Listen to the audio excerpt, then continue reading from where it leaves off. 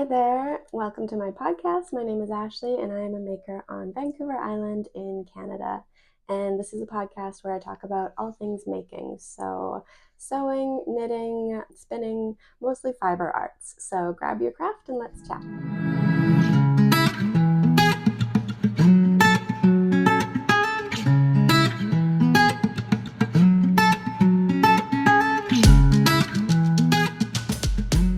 First off, I just wanted to thank all of you for the well wishes after last podcast. I'm starting to feel much better after recovering from COVID, but thank you very much for your kind messages. That was very nice. So today's episode is going to be a little bit more of a vlog style. So I recorded some footage of working through a couple projects that I was focusing on this week.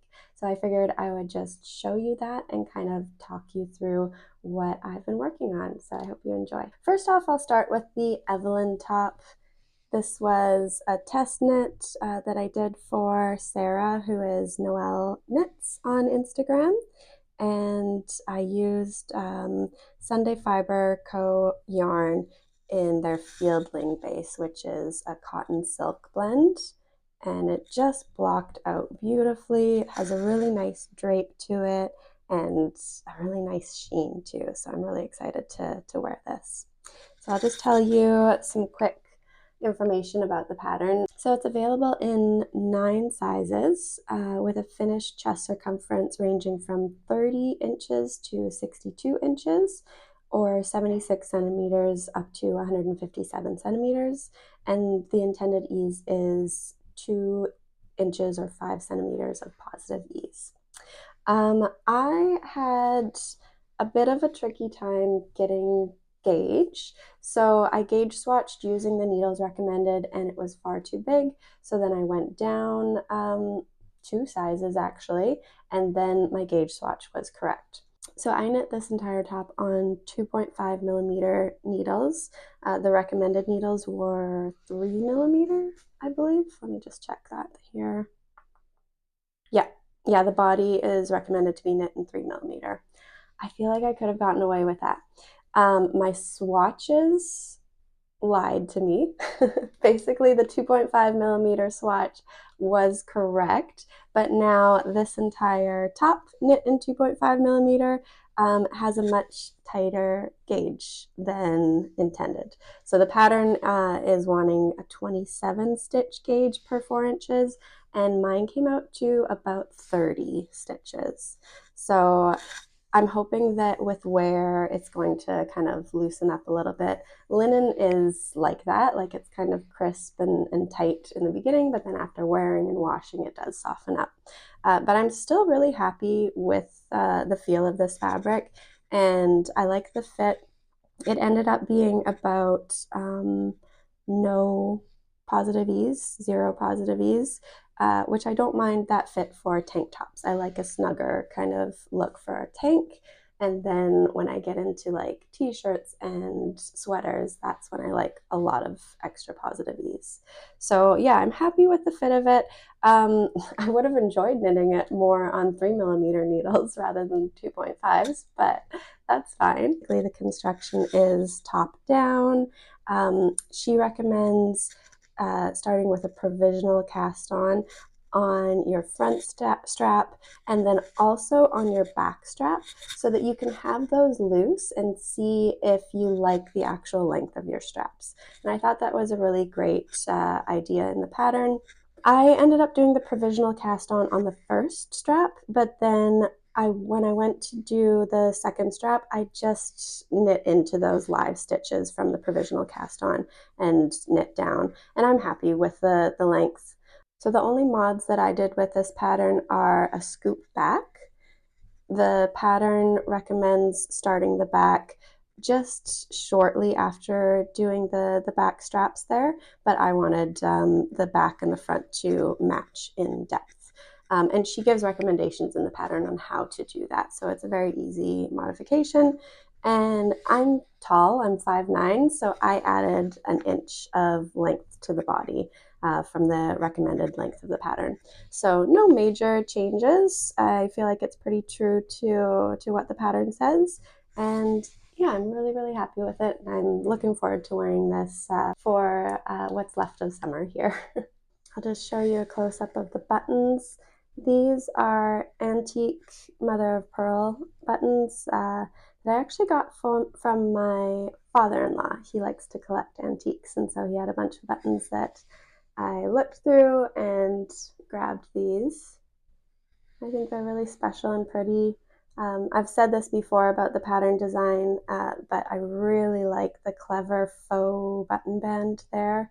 So it looks like a real functioning button top, but you're not going to get any surprises there. It's totally enclosed, so no looksy-loos or peeks in there, which is ideal.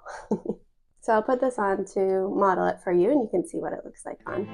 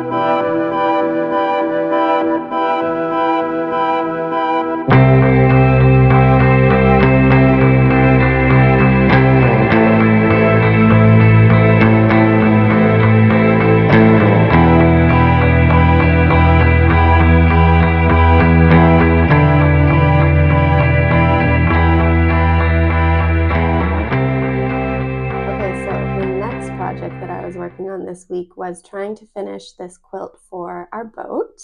It's going to be difficult to show here, but I'll try.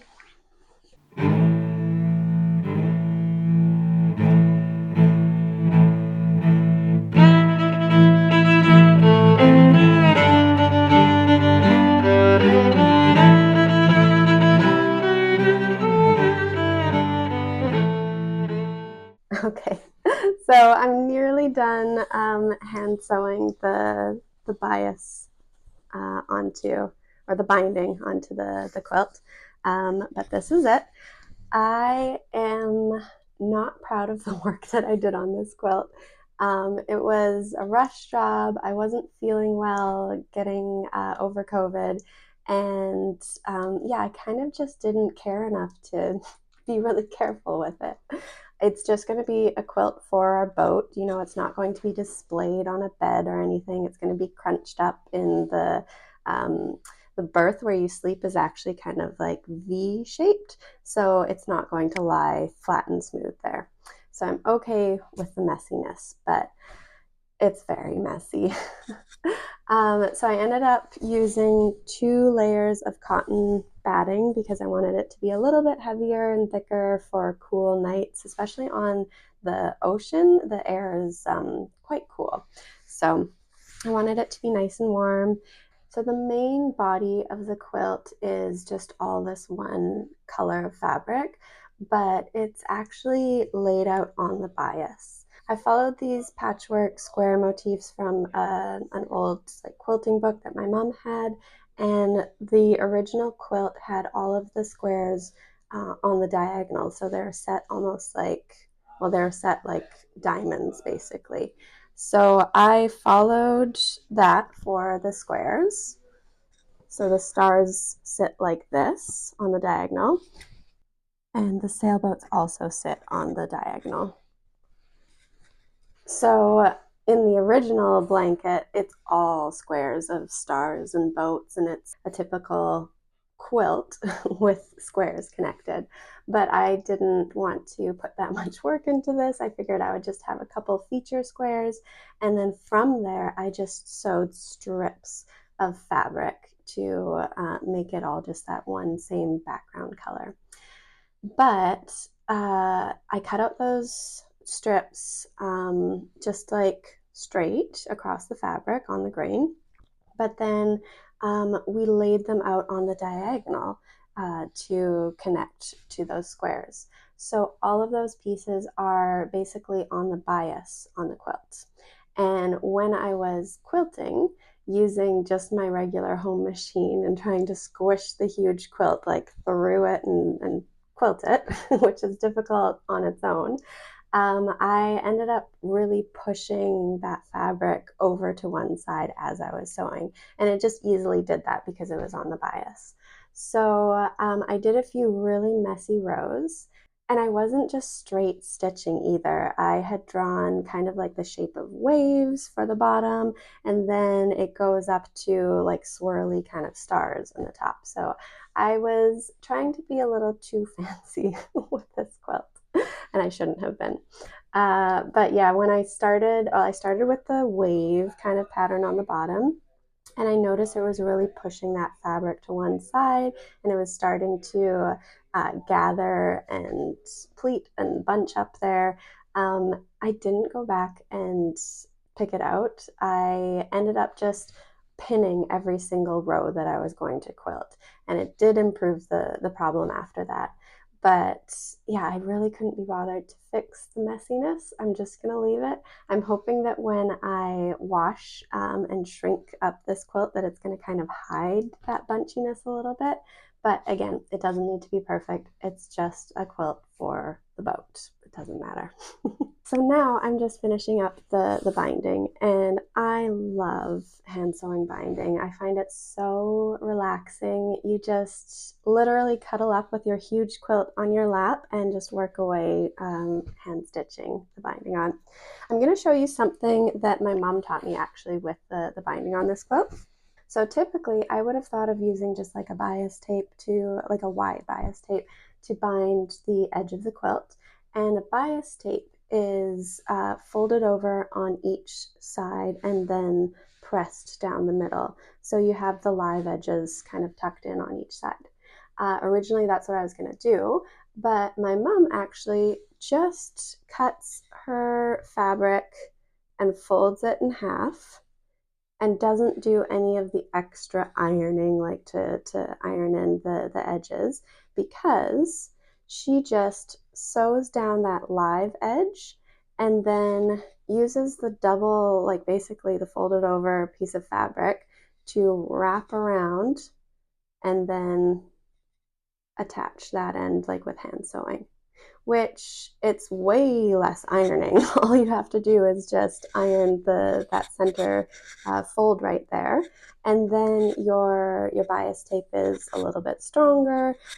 It's not going to wear around the edges of your quilt as quickly because it is double thick. And yeah, I just thought it was a simple trick for easy binding on your quilt. So that's what I'm working on here. I've done up to this corner, and this is my live part that I'm working on. So you can see over here, I've sewn along that live edge, and then I'm going to fold it over and then hand stitch it down. And I'm about halfway done around the perimeter of the quilt. So I'm hoping to finish that today and then wash it up to shrink up that cotton and hopefully hide my sins of the quilting.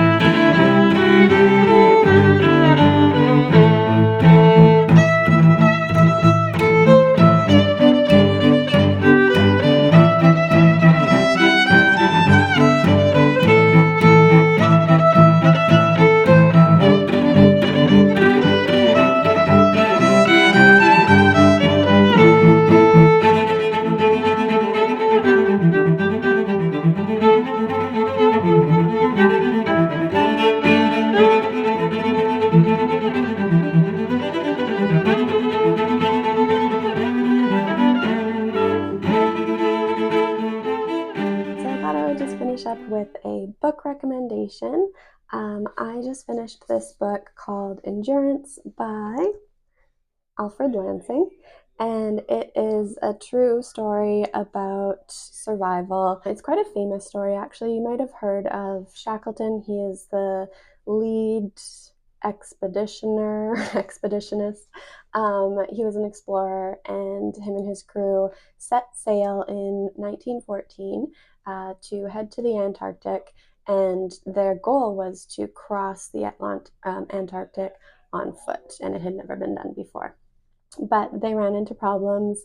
Their ship actually froze in the ice, so it was completely surrounded by miles and miles of ice, and then the ice floes would kind of move with the tides and the currents, and it ended up crushing their ship. So they had to abandon ship and then just walk away on ice. And sometimes that ice would crack, sometimes they would get like kind of separated on the different ice floes. They had to survive for nearly 2 years, basically walking on ice and then trying to get to islands and living off of their supplies. And spoiler alert, this is an old story, so you might already know this, but every single one of the crew members survived. So it's a really interesting story of survival that has a happy ending. So I really enjoyed it. I thought it was incredible. One trigger warning that I would just put out there is if you are an animal lover or you're sensitive towards treatment of animals, they were surviving, so obviously they hunted any animals that they came across. So some parts there might bother some readers. But yeah, I found it very inspirational, incredibly interesting. My husband first read this book, and then I picked it up and just flew through it. I really, really enjoyed it. So that's my recommendation, Endurance by Alfred Lansing. I'll just find one quick quote for you. I like to give you a little tidbit of something that I enjoyed from the book. So let's just see here, picking up like mid-paragraph, but I liked this thought. But the sea is a different sort of enemy. Unlike the land, where courage and the simple will to endure can often see a man through, the struggle against the sea is an act of physical combat, and there is no escape. It is a battle against a tireless enemy in which man never actually wins. The most that he can hope for is not to be defeated. So there you go. If you want to read about survival 110 years ago in the Antarctic, this is the book for you. All right, thank you so much for watching today. I hope you find some time to make something or do something that brings you joy. All right, until next time, take care, happy knitting.